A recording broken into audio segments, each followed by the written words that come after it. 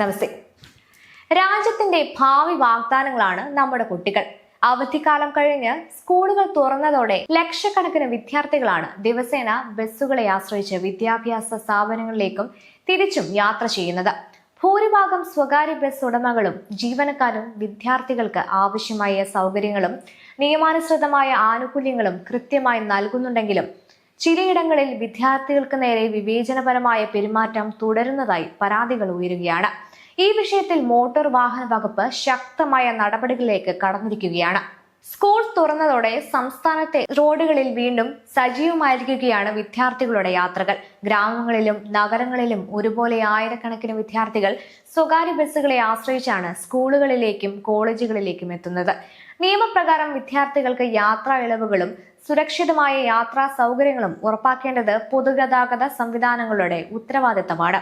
എന്നാൽ ചില സ്വകാര്യ ബസ്സുകളിൽ വിദ്യാർത്ഥികൾക്ക് നേരെ വിവേചനപരമായ സമീപനം തുടരുന്നതായി പരാതികൾ ഉയരുന്നുണ്ട്.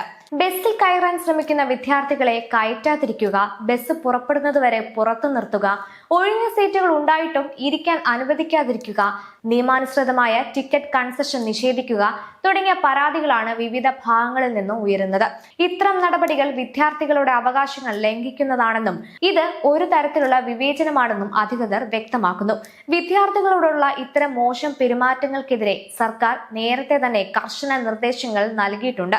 നിയമലംഘനം നടക്കുന്ന ബസ് ജീവനക്കാർക്കെതിരെ ശക്തമായ നടപടികൾ സ്വീകരിക്കുമെന്നും ബന്ധപ്പെട്ട വകുപ്പുകൾക്ക് നിർദ്ദേശം നൽകിയിട്ടുണ്ട്. ഇതിന് ഉദാഹരണമായി കഴിഞ്ഞ ദിവസങ്ങളിൽ തൃശൂർ ജില്ലയിലെ വടക്കാഞ്ചേരിയിൽ നടന്ന സംഭവം ശ്രദ്ധേയമാണ്.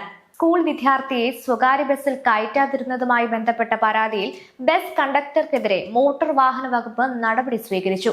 അന്വേഷണത്തിന് പിന്നാലെ കണ്ടക്ടറുടെ ലൈസൻസ് 3 മാസത്തേക്ക് സസ്പെൻഡ് ചെയ്യുകയായിരുന്നു. വിദ്യാർത്ഥികളോട് വിവേചനപരമായ പെരുമാറ്റം സ്വീകരിക്കുന്നവർക്കെതിരെ നിയമപരമായ നടപടി സ്വീകരിക്കുമെന്ന സന്ദേശം കൂടിയാണ് ഈ നടപടി നൽകുന്നത്. വിദ്യാർത്ഥികളുടെ സുരക്ഷയും അവകാശങ്ങളും സംരക്ഷിക്കുന്നതിനായി മോട്ടോർ വാഹന വകുപ്പ് സംസ്ഥാന വ്യാപകമായി പരിശോധനകൾ ശക്തമാക്കിയിട്ടുണ്ട്. ബസ് സ്റ്റാൻഡുകളിലും പ്രധാന റൂട്ടുകളിലും പ്രത്യേക പരിശോധനകൾ തുടരുകയാണ്. വിദ്യാർത്ഥികൾക്ക് നിയമപ്രകാരമുള്ള യാത്രാ സൗകര്യങ്ങൾ ലഭ്യമാകുന്നുണ്ടോ, കൺസെഷൻ അനുവദിക്കുന്നുണ്ടോ, ജീവനക്കാരുടെ പെരുമാറ്റം മാന്യവും ഉത്തരവാദിത്തപരമാണോ തുടങ്ങിയ കാര്യങ്ങളാണ് പരിശോധനകളിൽ പ്രധാനമായും വിലയിരുത്തുന്നത്. അതേസമയം വിദ്യാർത്ഥികൾക്കും രക്ഷിതാക്കൾക്കും ഒരു പ്രധാന നിർദ്ദേശവും മോട്ടോർ വാഹന വകുപ്പ് നൽകുന്നുണ്ട്. ബസ്സുകളിൽ വിദ്യാർത്ഥികൾക്ക് നേരെ വിവേചനമോ അവഹേളനമോ നിയമലംഘനമോ ഉണ്ടായാൽ അത് അവഗണിക്കരുത്.